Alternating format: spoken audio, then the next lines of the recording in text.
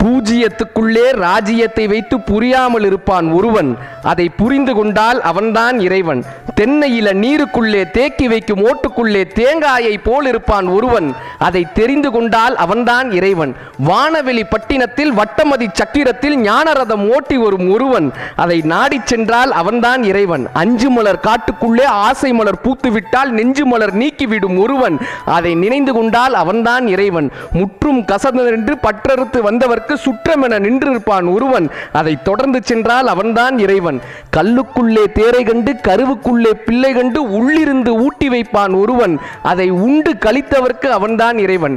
முதலுக்கு மேல் இருப்பான், முடிவுக்கு கீழ் இருப்பான், உதவிக்கு ஓடி வருவான் ஒருவன், அந்த உதவியை நாடியவர்க்கு அவன்தான் இறைவன்.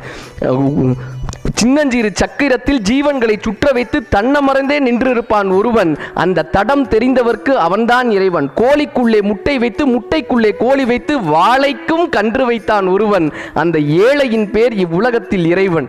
தான் பெரிய வீரன் என்று தலை நிமிர்ந்து வாழ்ந்தவரை நாள் குறித்து அழைத்து செல்வான் ஒருவன், இந்த நாடகத்தை ஆட்டி வைக்கும் இறைவன் கண்ணதாசன் ஐயா எழுதினாருங்க.